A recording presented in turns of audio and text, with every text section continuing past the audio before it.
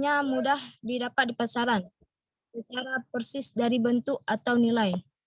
Yang kedelapan, harta kimi, yaitu harta yang tidak ada jenis yang sama dalam satuannya di pasaran, atau ada jenisnya tetapi pada setiap unitnya berbeda dalam kualitasnya, seperti logam mulia. Yang kesembilan, harta mamluk, yaitu harta yang telah dimiliki, baik milik perorangan atau milik badan hukum atau milik negara. Yang kesepuluh, harta mubah, yaitu harta yang asalnya bukan milik seseorang, seperti mata air, binatang buruan. Yang ke-11, harta mahjur, yaitu harta yang ada larangan syarak untuk memilikinya, baik karena harta itu dijadikan harta wakaf maupun diperuntukkan untuk kepentingan umum. Selanjutnya akan dilanjutkan oleh Naratul Maula. Baik, selanjutnya kedudukan harta. Dalam Al-Quran bahwa harta adalah peluasan hidup.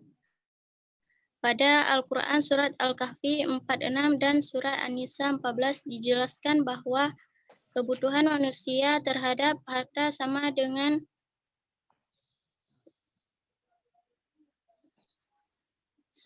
kebutuhan manusia terhadap anak atau keturunan. Maka kebutuhan manusia terhadap harta adalah kebutuhan yang mendasar.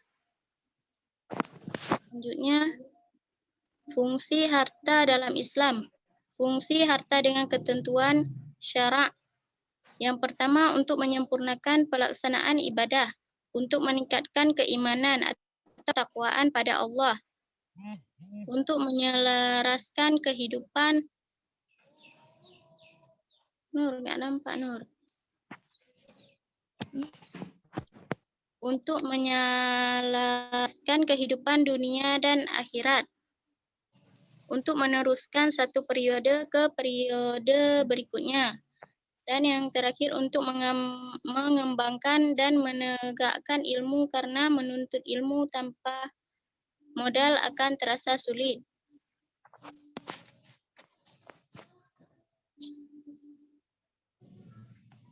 Selanjutnya, status harta yang dimiliki manusia, yaitu harta merupakan amanah atau titipan dari Allah. Harta sebagai perhiasan hidup yang memungkinkan manusia dapat menikmatinya dengan baik dan tidak berlebih-lebihan.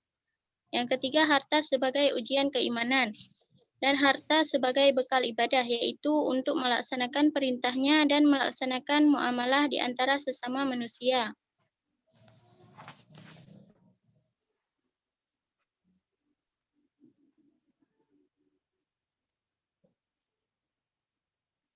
Selanjutnya, konsep memelihara harta menurut maqasid syariah. Maqasid menurut bahasa adalah mendatangkan sesuatu, tuntutan kesengajaan, dan tujuan. Al-Syatibi menguraikan tentang bagaimana menjaga atau memelihara harta sesuai dengan ketentuan maqasid syariah, yaitu adanya ketetapan hukum yang dilegalkan oleh Allah tentang diharamkannya mencuri dan saksi atasnya, diharamkannya curang dan berkhianat di dalam bisnis, diharamkannya riba, diharamkannya memakan harta orang lain dengan cara batil, dan diwajibkannya untuk mengganti barang yang telah dirusaknya, sehingga dengan demikian terjaga dan terpelihara.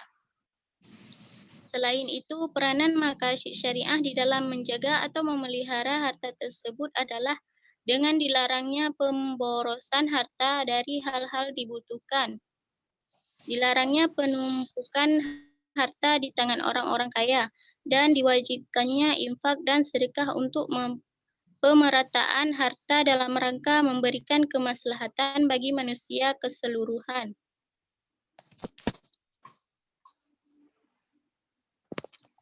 Sekian presentasi dari kami. Ada yang ingin bertanya, silakan.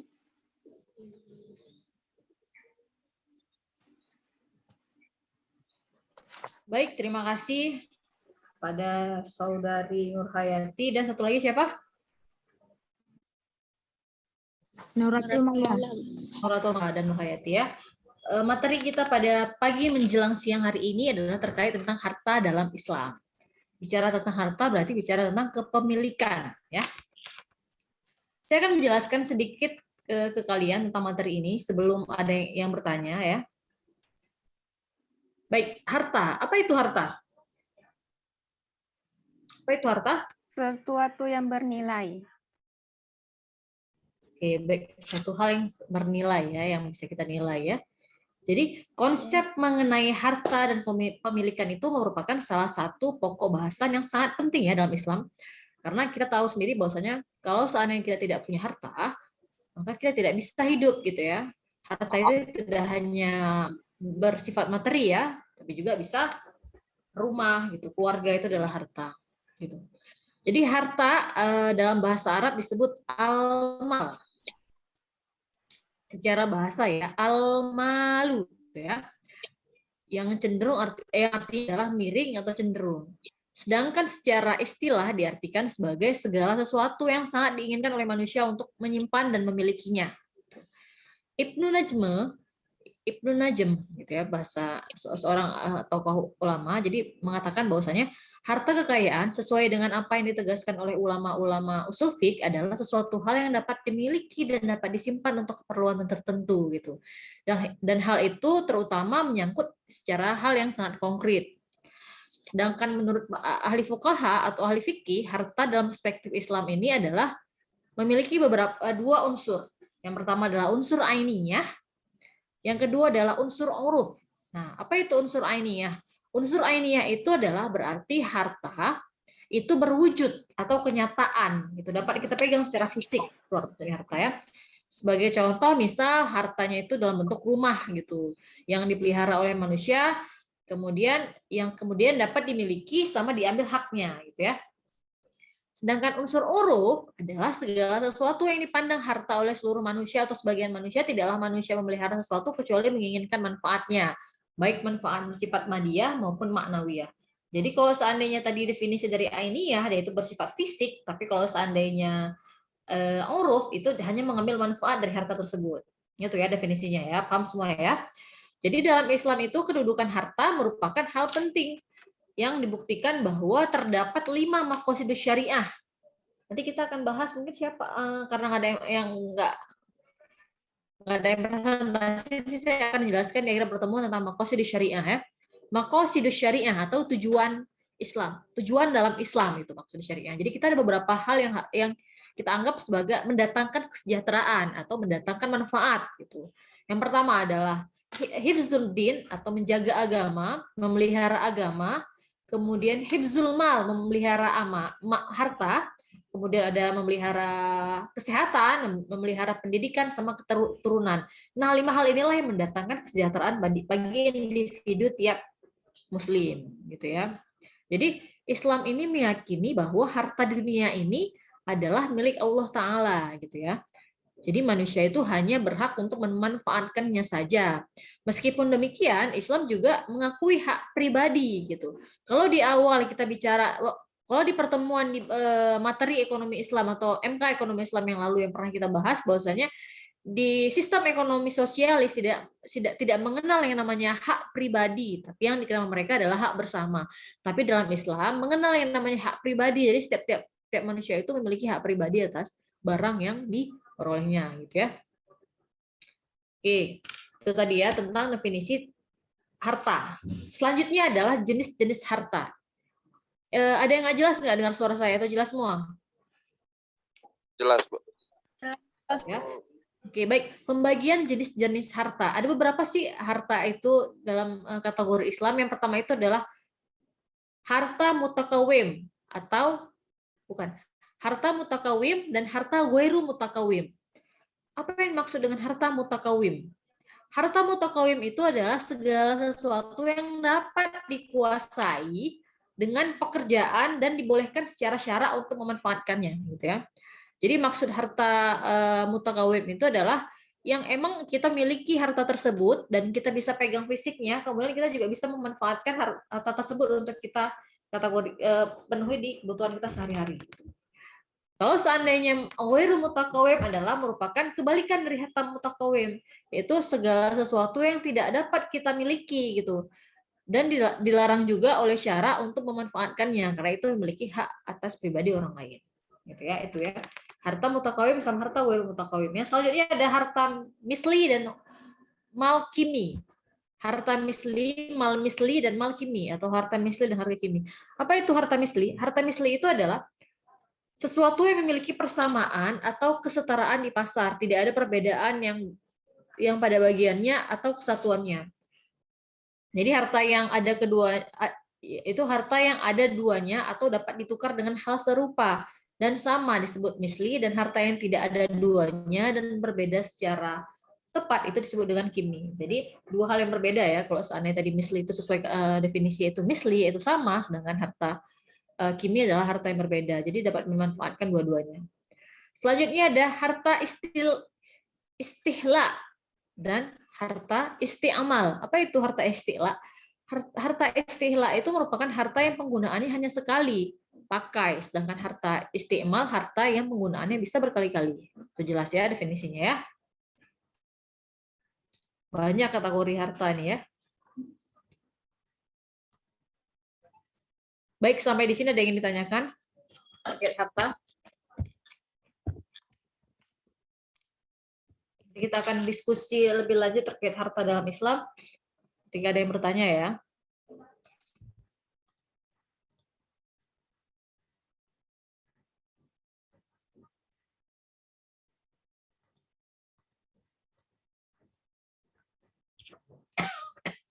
Dinyalakan semua videonya ya.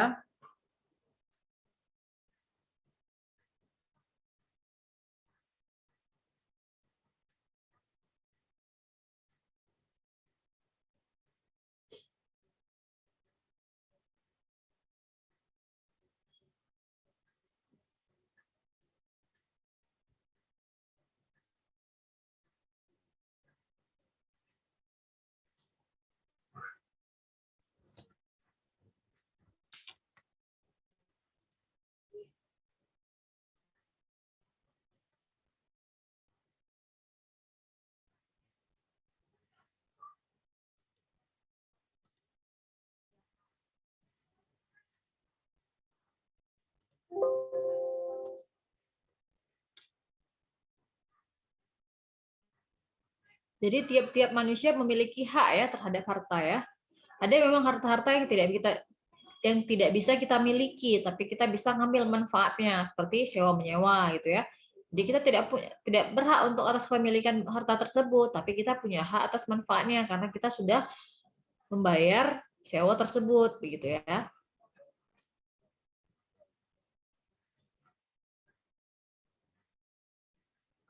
Oke, tentang tanah lagi.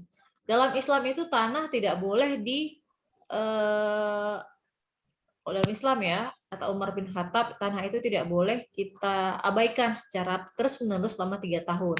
Tapi harus kita manfaatkan. Ketika kita punya tanah tapi kita tidak manfaatkan, maka pemerintah, kalau dalam Islam nih, pemerintah memiliki hak untuk mengelola tanah tersebut, tapi tidak memiliki hak untuk memilikinya, hanya memanfaatkan tanah tersebut untuk ditanami tanam-tanaman, gitu ya. Karena kalau seandainya tanah itu dibiarkan dia tidak terkelola, maka akan tidak dapat manfaat ya dari tanah tersebut, sedangkan tanah itu bisa dimanfaatkan untuk diproduksi gitu. Silakan yang ingin bertanya untuk kelompok siapa namanya? Kelompok Nur Hayati dan Nuratul Maula.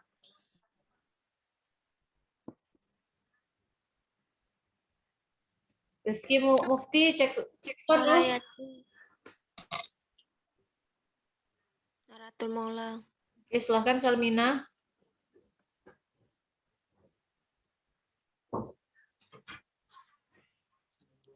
Wah, mesin banget.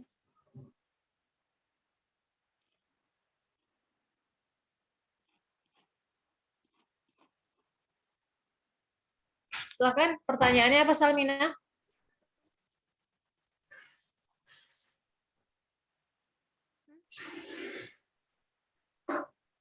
Nggak ada, Bu. Belum. Nggak ada ya. Tadi siapa yang ingin bertanya? Rafli, ingin tanya Rafli?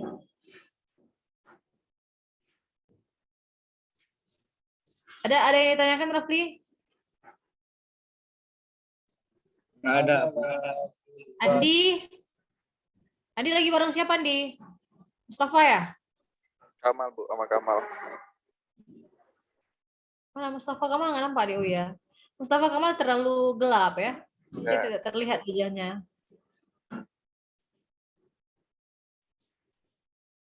Rifki Mufti, coba cek sound Rifki Mufti. Cek voice, mana Rifki Mufti? Abu, Lagi di mana nih? Di Oran juga? di orange. Orange. Fajar di rumah ya, Fajar ya? Iya, Bu, di rumah. Ama di Oren. Cek sound Ama. Ya, Bu. Salmina. Mana Salmina? Coba cek voice dulu Salmina.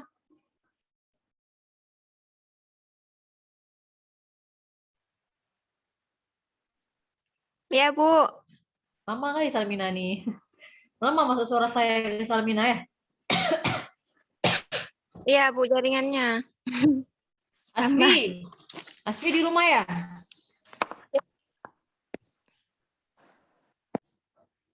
Nuratul Maula.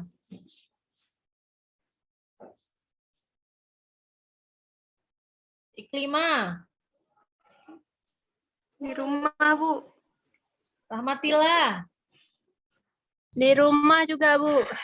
Rumah siapa tuh di samping? Ade. Oh, adanya ikut Kamu kuliah juga ya? ya? Ikut kuliah deh. Iya. Suci. Iya, Bu. Oke, Muhammad Rafli. Hadir, Bu.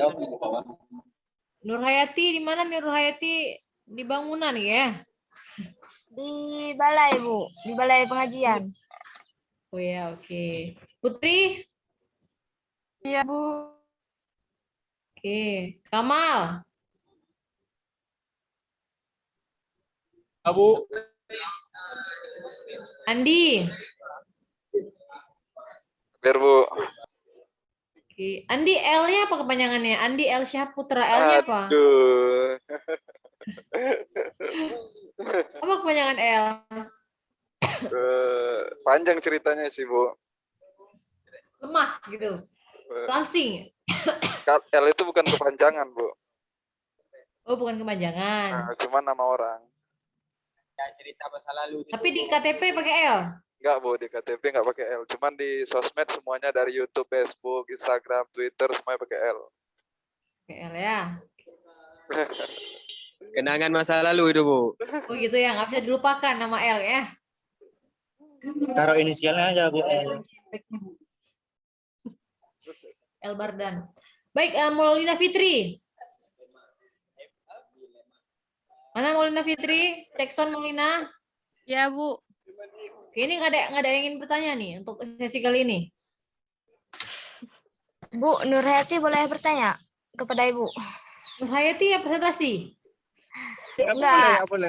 Lagi kurang paham, Bu.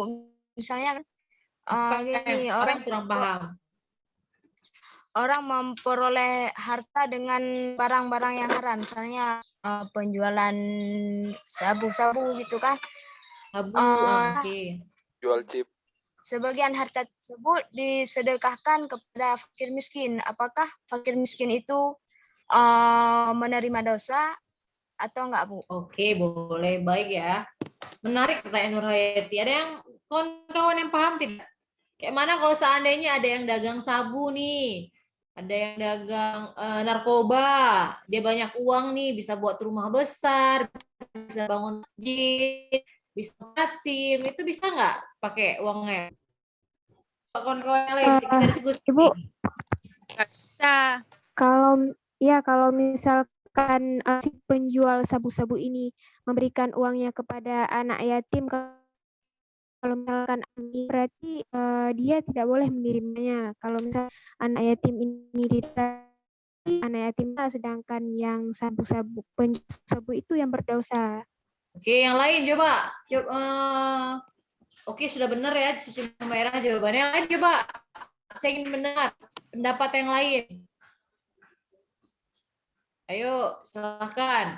Kamal, Adi, Rafli, coba jawab.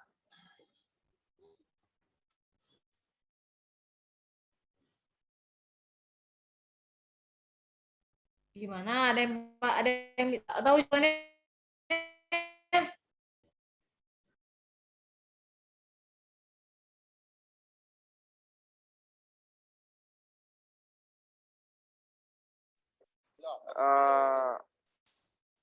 Jawab, Bu. Ya, silakan Andi jawab. Kita berdiskusi di sini, silakan.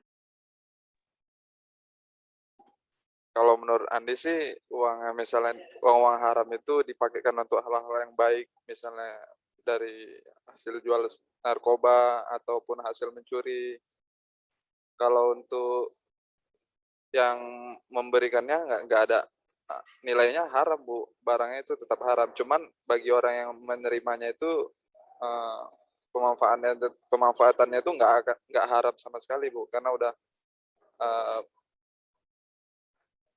berpindah tangan. Lagian pun dia kan nggak tahu juga itu dari hasil apa gitu.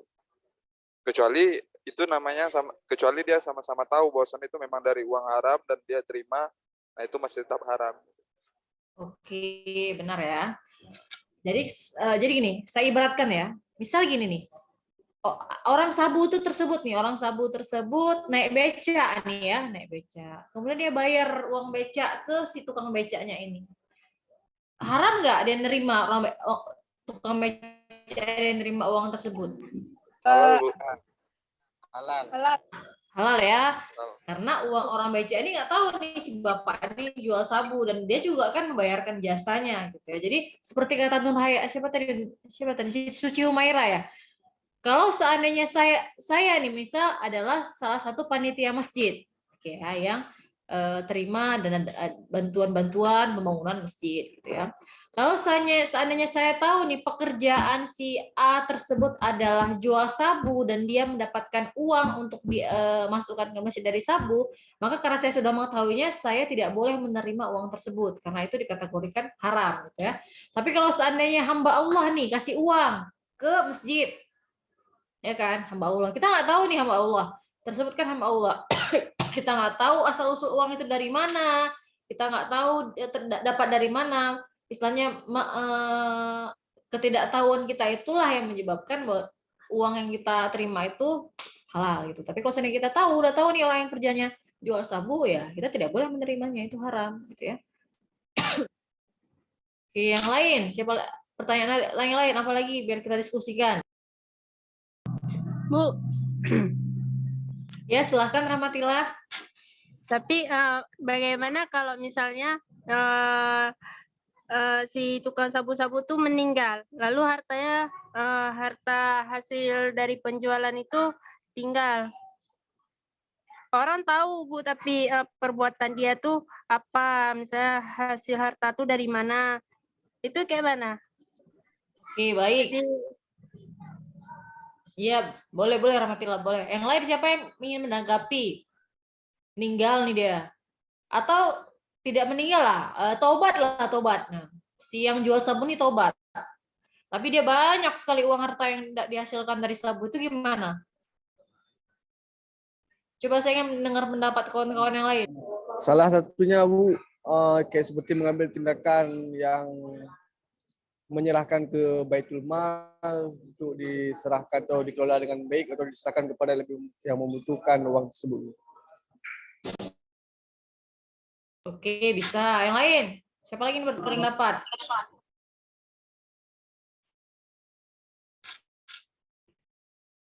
Waktu kita tinggal 8 menit lagi ya. Boleh nambahin sedikit nggak, Bu, dari yang tadi? Boleh, Rafli, silahkan. Enggak, Bu. Ini kan Rafli yang nanya, Bu. Yang di uang haram itu yang haram barangnya atau nilainya.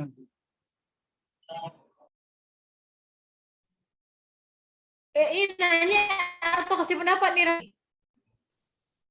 Nanya, Bu, sekalian tambahin pertanyaan tadi, Bu. Dibilang uang haram, ya, bercampur dengan harta sendiri.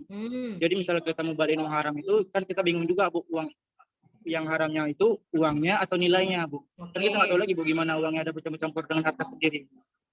Oke, baik. Yang lain yang ingin berpendapat silahkan.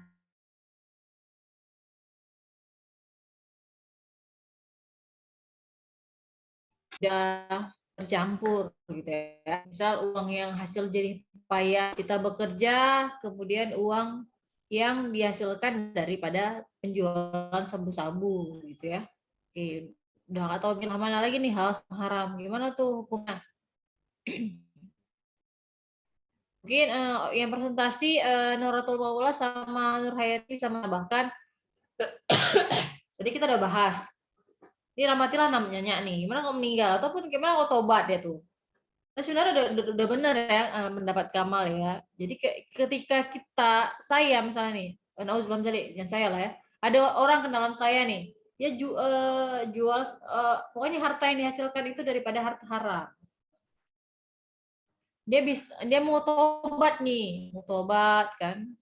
Kalau seandainya dia nggak tobat, dia tahu di perbuatannya salah dan nih udah tobat lah istilahnya. Maka dia bisa menyedekahkan atau memberikan wakaf uangnya itu ke baitul mal gitu ya. Yang tidak mengetahui seyakinnya uang itu dihasilkan daripada sabu gitu. Uang yang sudah bercampur pun itu sebenarnya tidak boleh. Sudah mudorot dia. Mau dipakai untuk anak sekolah aja tuh sebenarnya udah nggak bisa. Untuk bayar anak sekolah itu sebenarnya udah tidak berkah gitu ya. Karena uang yang dihasilkannya itu sudah dari kategori penjualan yang tidak halal, melainkan haram. Mau dia berikan ke masjid juga sebenarnya orang itu tidak bisa terima karena itu adalah kategori haram gitu ya. Kalau seandainya dia mengetahui terus Bu, yang dihasilkan gimana yang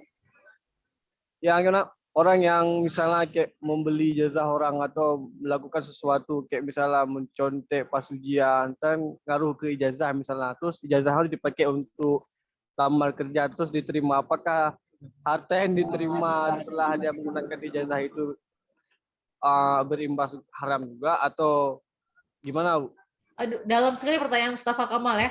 Gimana kalau kawan-kawan yang suka nyontek nih, ijazahnya halal atau haram? Kamal hanya Abu pengalaman sendiri. Oh gitu. Takut ya Kamal yang. Ini dalam sekali pertanyaan. Ayo kawan-kawan berpendapat, boleh nggak kayak gitu? Itu ijazah digunakan nanti kalian pakai untuk lamar kerja, dapat duit lagi gitu. Kayak mana tuh? Kalau ada izin halal, Bu. Izin apa? Izin nyontek. Kalau izin nyontek halal, Bu. Kecuali nggak izin tapi kita paksakan gitu ya. Oh, itu izin namanya ada tapi bekerja sama. Sama aja. Kerja sama tuh ridho sama ridho ya. Jadi nggak ada keterpaksaan, keterpaksaan gitu ya maksudnya ya. Oke ya. Gimana tuh? Kawan-kawan. Kamal ini dalam deh nih nanyanya. Khawatir, takut dia mungkin nanti kalau seandainya ijazahnya itu coba daftar CPNS ya. Takut nggak halal nanti ya. Kan bahaya juga, Bu. Misalnya kayak pemikiran ini, Bu. Kita menggunakan uang sekolah misalnya untuk membangun usaha dan mendapatkan hasilnya 10.000 kan dari misal uang 1.000-an tadi itu uang haram, maka 10.000 yang akan dapat yang ke depannya pasti juga haram. Iya. Itulah.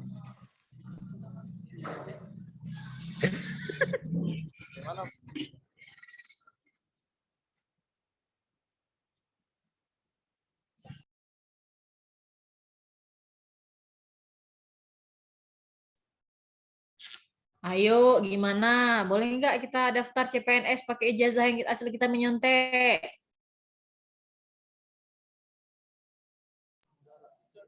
Itu kayak mana kalau misalnya pakai pulpen curian lagi Bu pas ujiannya itu makin haram lagi tuh. Ya, Itu bukan ijazahnya lagi, haram orangnya haram.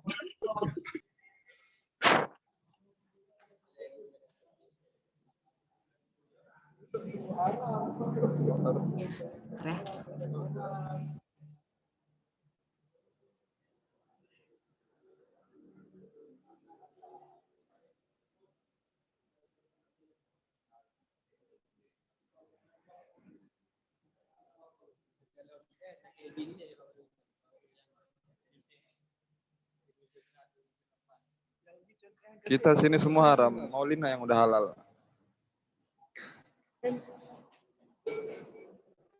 Maulina cepat kali halal. Semua kita di sini haram. Maulina yang udah halal. Kalau haram berarti kita di asli ini. Oh iya, Bucut Mutia udah halal. Oke, baik, kita kembali lagi ya. Maaf tadi ada yang menelpon saya. Baik, kita lanjut lagi ke ijazah hasil menyontek, gitu ya. Oke, saya akan tampilkan ke kalian nih supaya Abu Yahya saja yang menjawab ya, jangan saya ya. Kayak Bang Di dulu, Pak Ustaz disepoi. Ustaz Perpoi. Tahanan. Oh, Ustaz tahanan di Perpoi. Tahanan.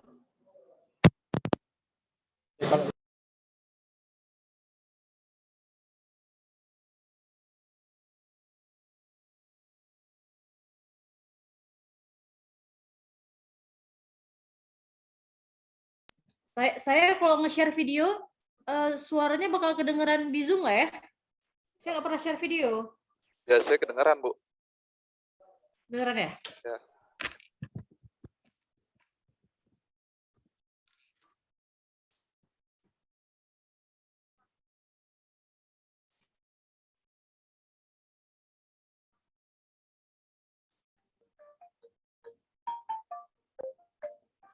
Hi, my name is Adam Powell. Mau menyaksikan kajian Buya Yahya tanpa biaya internet? Segera pasang parabola Al-Baqiyah TV di rumah Anda. Bebas biaya bulanan dan tanpa koneksi internet.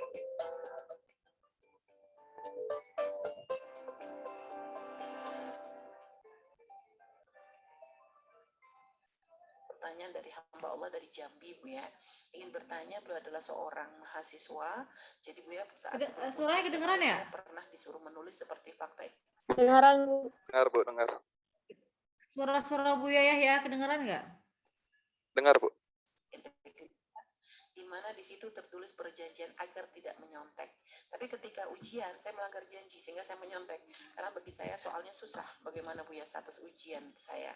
Karena itu terjadi 1 semester yang lalu saya sangat cemas dan gelisah Bu ya. Status ijazah saya nanti bagaimana? Jika saya gunakan ijazah ketika lulus gajinya haram atau tidak? Saya sangat gelisah dan cemas masalah ini. Karena jika saya jujur ke dosen atau panitia itu akan menjadi aib yang sangat memalukan bagi saya. Mohon jawabannya Bu ya. Nyontek adalah nyontek itu mengurangi. Kalau orang niat nyontek mengurangi kecerdasan berapa puluh persen itu. Ya. Jadi kalau ada seorang pelajar itu niat nyontek dari dalam, dari waktu belajar di malam harinya kalau sudah niat nyontek, itu langsung kecerdasannya turun. Langsung, percaya. Menghafal jadi susah. Karena mengandalkan nyontek. Tapi justru di saat dia berjanji demi Allah, saya tidak akan nyontek, maka dia akan cerdas, lebih cepat menghafalnya, lebih mudah menghafalnya. Nah, karena apa? Dia hanya bergantung kepada hafalannya dan Allah. Kemudian, tapi kalau sudah mulai nyontek, sudah mulai mahal, nanti ada sontekan. Tentunya padahal belum tentu dia bisa buka contekannya. Lebih dari itu dia menjadi pendusta, pembohong. Maka kita harus berjanji kalau mau belajar jangan nyontek. Kenapa? Biar cerdas kita. Sebebel apapun kita sudah bebel, tapi pengen nyontek, tambah bebel nanti. Katanya. Kemudian di hadapan Allah kita sebagai pendusta, pembohong dan sebagainya. Jadi ijazah Anda adalah ya terus Anda melakukan dengan kebohongan. Anda dosa di hadapan Allah, tinggal istighfar, minta ampun kepada Allah yang banyak, jangan mengulangi lagi. Ada setelah itu ijazahnya digunakan untuk kerja dan sebagainya, bagaimana?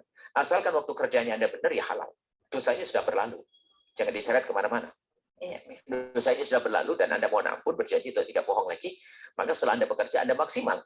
Kalau Anda betul-betul maksimal sesuai dengan yang diinginkan oleh orang yang punya pekerjaan, bos lah, anggap saja, maka Anda tidak ada dosa. Karena apa? Intinya bekerja Anda serius. Biarpun ijazahnya benar, IP-nya tertinggi misalnya, Masya Allah, tapi di situ adalah khianat dalam bekerja, juga tidak halal.